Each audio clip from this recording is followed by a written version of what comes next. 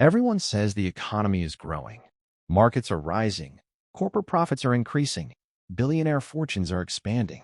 Governments keep publishing upward-pointing charts. Central banks speak with cautious language, and financial commentators tell people to stay calm. The system isn't collapsing. But when you ask ordinary people, a completely different picture emerges. Rent is higher. Groceries are more expensive. Debt is heavier. Insurance, childcare, everything costs more. Work feels more insecure. Saving money is harder, and homeownership is almost impossible. Even stability has become a luxury. Then the inevitable question comes: if everyone is struggling so much, who is getting rich? Because money doesn't disappear in a crisis. It changes hands. When inflation rises, one person's cost becomes another's income. When interest rates increase, one person's debt payment becomes another's profit. When housing becomes unaffordable, one person's rent becomes another's asset return. When the state bails out markets, one person's risk becomes society's burden. And when ordinary people are told to make sacrifices while wealth holders continue to accumulate, the issue is no longer just economic. It becomes political. It takes on a moral dimension. It reaches a dangerous point. Welcome to the Financial Historian Academy. This video is not about envy, nor is it to say the rich exist so the system isn't broken, it's working great. Wealth has existed in every society, hierarchy in every empire. The real question is this: what happens when the number of people struggling increases while those benefiting from it continues to decrease? That's when inequality stops being a statistic. It becomes a legitimacy crisis. People can cope with hardship, but when they believe it's temporary, they can endure sacrifice. When they believe it's shared, they can even tolerate inequality. When they believe the game is still fair. But when the system starts to feel like nothing but a rigged game, when hardship seems permanent, and when winners are exempted from the consequences they created, something inside society begins to crack. History is clear on this. The system doesn't need to collapse for people to lose faith in it. Sometimes it just needs to keep working harder for the wrong people. Ancient Rome discovered this long before modern economist charts emerged. The Roman Republic grew strong through conquest, trade, taxation, and land. From the outside, it was unstoppable. Armies spread across the Mediterranean. Wealth flowed in. New territories offered new opportunities to the elite. But inside the Republic, rewards were not distributed equally. The small farmers who once formed the backbone of Rome's citizen army were drawn into long campaigns. When they returned, they found their farms neglected, drowning in debt, or completely lost. Meanwhile, wealthy aristocrats accumulated vast estates, mostly operated by enslaved war captives. Rome was getting richer. Not every Roman. This contradiction mattered. A republic that relied on citizen soldiers was slowly eroding those citizens' economic independence. While the upper class gained land, influence, and political power, ordinary Romans faced debt, displacement, and dependency. The republic still held its elections, passed its laws, maintained its rituals, spoke of civic virtue. But beneath this marble language, the social contract was deteriorating. Then the Gracchi brothers entered the scene. In 133 BC, Tiberius Gracchus brought land reform to the agenda to redistribute public land and give ordinary citizens an economic foundation. His brother Gaius later pushed for more comprehensive reforms. These weren't abstract policy debates. They became political explosions because they touched the Republic's most fundamental question: who was Rome really for? The Senate saw the reform as a threat to elite property and influence. Violence came. Tiberius was killed. Gaius was later driven to his death. The Republic stood for decades more, but something had changed. Political disagreement now opened the door to political violence. Legitimacy was wounded. Rome's lesson is simple and painful. When gains are captured and costs are socialized, growth can rot a system from within. The Republic didn't fall because it was poor. It fell after enriching itself in ways that eroded its own foundations. This is exactly the part people miss. You can grow, build, conquer, and accumulate wealth while squeezing the very people who hold the society and system together out of meaningful ownership. On paper, it looks like success. On the ground, it feels like betrayal. More than 17 centuries later, France learned a similar lesson with bread instead of land. By the late 1700s, the French monarchy was drowning in debt. Wars, including support for the American Revolution, had left a heavy financial burden. The tax system was distorted, and most of this burden fell on the Third Estate. Peasants, workers, merchants, and ordinary people who made up the overwhelming majority of the population. Meanwhile, nobles and clergy maintained the system not just with inequality, but by exploiting privileges that made it insulting. Then the food crisis came. Bad harvests in the late 1780s sent bread prices soaring. Bread wasn't just an ordinary grocery item. It was survival for the average French family. When bread became expensive, inflation stopped being an economic concept. It turned into breakfast disappearing from the table.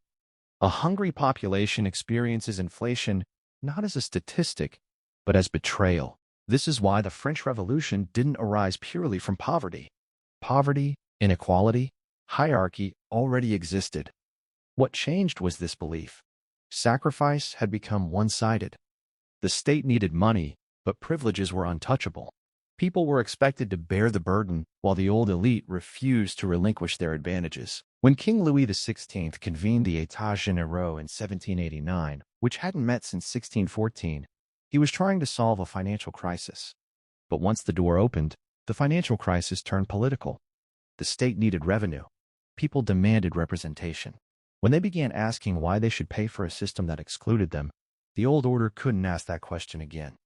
The French monarchy didn't exhaust its money first. It exhausted its legitimacy. Debt exposed its weakness, bread inflation the pain, and elite privilege the hypocrisy. When all three came together, hardship turned into revolution. This is a recurring pattern in history. People rarely rebel just because life gets hard. Life has been hard for most people throughout most of history anyway. They rebel because hardship feels unnecessary, unjust, and protected by a system that has closed itself to reform.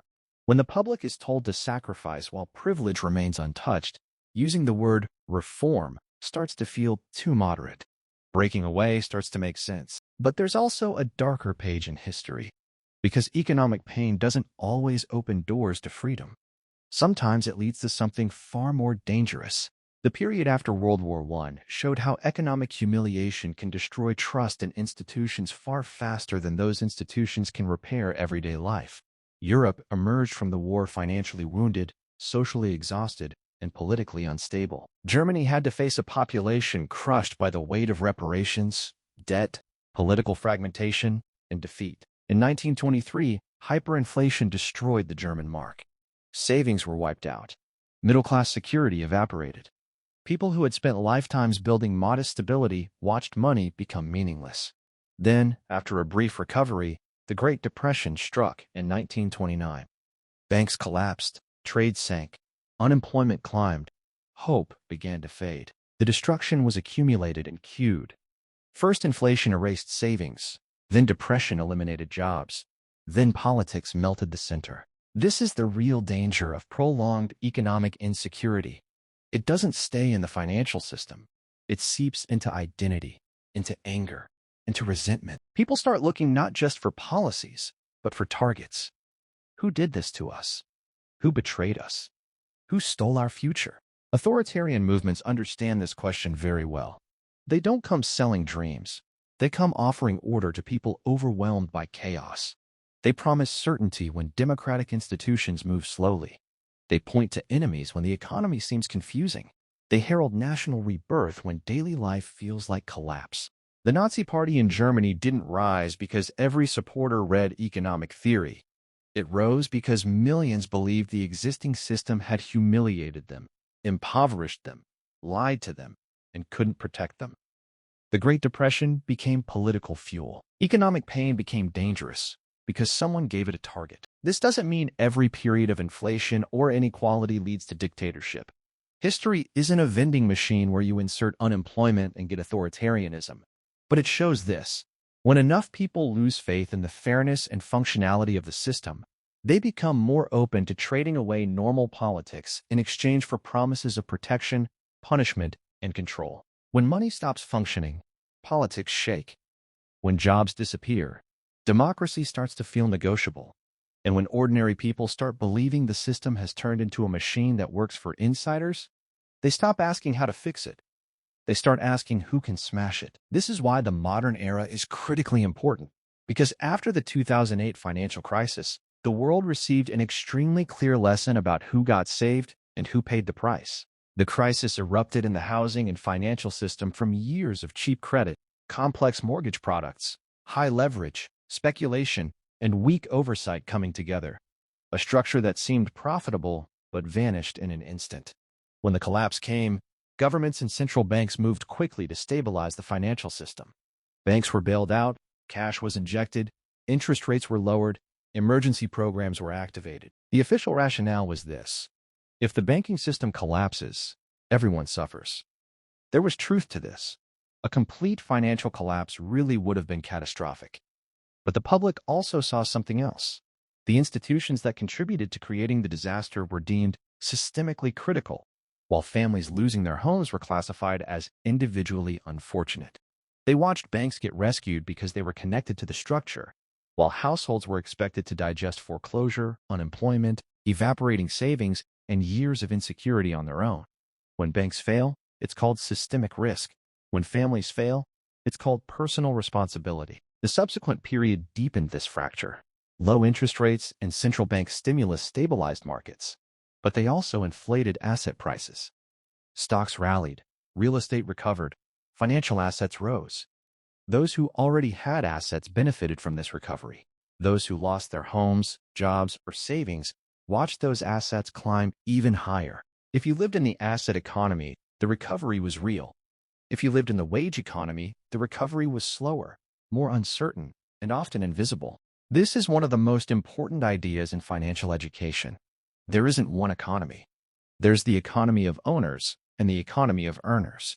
The asset economy revolves around stocks, bonds, property, businesses, private equity, and financial instruments. The wage economy revolves around salaries, rent, bills, debt, and job security.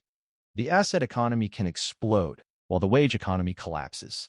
A rising market doesn't always mean a rising society. Sometimes it just means those who own the market are doing well. This divergence continues still. In the 2020s, inflation returned forcefully. Governments and central banks talked about inflation rates, but ordinary people lived with prices.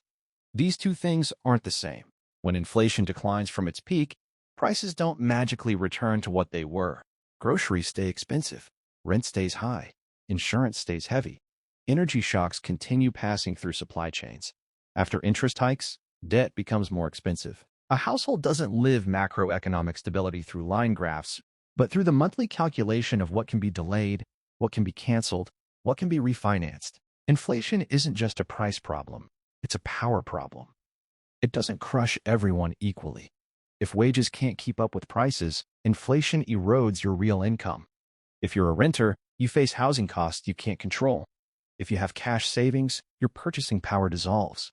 But if you own scarce assets, have pricing power, rental income, or are in a sector where you can pass costs to others, inflation can preserve or even strengthen your position. The same price shock that crushes a household can feed another balance sheet. Debt works with the same logic. For a household, rising interest payments are stress. For the financial system, they're income. Credit card balance, refinancing mortgage, car loan, student debt, business credit. These are all claims on your future earnings. Debt isn't just money to be repaid. It's tomorrow's labor already promised to someone else. When rates rise, borrowers squeeze, lenders collect. Again, money doesn't disappear. It changes location. The political danger starts right here. If enough people feel squeezed while enough institutions keep announcing profits, the public begins noticing this asymmetry. Banks report earnings while households fall behind. Landlords collect higher rents while renters lose hope of ownership. Companies raise prices when wages lag. Governments declare inflation is easing while families still can't rebuild savings. Ordinary people are told to be patient, disciplined, and financially responsible, while billionaire fortunes keep growing. The moral lesson directed at those least able to escape the structure becomes habitual. The modern economy increasingly feels like a sorting machine. People with assets, low debt, stable income, and access to capital can turn volatility into opportunity. Those without these advantages absorb it. The same crisis that creates bargain opportunities for the rich creates emergencies for the poor. High interest rates that reward savers and lenders punish variable rate borrowers. Housing scarcity that enriches owners traps renters. The AI boom that excites investors becomes a source of anxiety for workers wondering whether their own jobs will turn into a line item in someone else's productivity calculation. This doesn't mean everyone with wealth is evil or everyone struggling is virtuous. That would be comforting, but too superficial. The deeper issue is structural. Systems produce incentives. Incentives produce outcomes. Outcomes produce politics. And when outcomes become visibly one-sided, trust begins to rot. People don't lose faith in the system because inequality exists. They lose it when inequality starts to feel designed. There's a common thread connecting Rome, France, interwar Europe, 2008, and today. In each case, the crisis wasn't just about people suffering. People have always suffered. The crisis was that suffering exposed the structure. In Rome, conquest enriched elites while displacing citizens from their land. In France, debt and bread inflation revealed the absurdity of protected privilege. In interwar Europe, inflation and unemployment transformed institutional weakness into political extremism. In 2008, the bailout of the financial center taught millions that stability meant saving the system first, people second. Today, inflation, debt, asset ownership, and political protection are once again making people ask the same question: who does the economy really serve? The answer is uncomfortable. The economy isn't failing equally, it's diverging. And this divergence is dangerous because societies aren't held together by GDP. They're held by belief. Belief that work leads somewhere. Belief that sacrifice is shared. Belief that rules apply upward as well as downward. Belief that the future hasn't already been claimed by someone else. When this belief fades, the numbers might look good for a while longer. Markets can keep rising. Growth can continue. Luxury spending can flourish. Asset prices can climb. Officials can keep saying the system is resilient. But underneath, something more important may be weakening. Legitimacy doesn't always collapse in one dramatic moment. Sometimes it erodes quietly, bill by bill, rent hike by rent hike, bailout by bailout, until people believe the economy is no longer a shared system at all. This is history's real warning. The danger isn't just that some people get rich. The danger is when the system needs everyone else to struggle so that wealth can keep flowing upward. The danger is when hardship becomes permanent for the majority, profitable for the minority, and politically useful for those who know how to weaponize it. So if everyone is struggling, who is getting rich? The honest answer? Those positioned closest to ownership, credit, pricing power, political access, and bailouts. Asset owners, creditors, monopolies, strategic sectors, financial institutions, and those who understand that a crisis is not just a disaster, but also a transfer. But the bigger question isn't who's winning today. The bigger question is, what happens tomorrow when everyone else starts to notice? History's answer isn't comforting. When too many people feel trapped while too few remain protected, legitimacy cracks, politics radicalize, the center weakens, and eventually, people stop asking whether the system is efficient. They start asking who it serves. History doesn't repeat exactly, but it leaves tracks. If you know where to look, you can see them everywhere today and use them according to your needs. Until next time. If this gave you a new perspective, subscribe. History has answers. I'll show you where to look.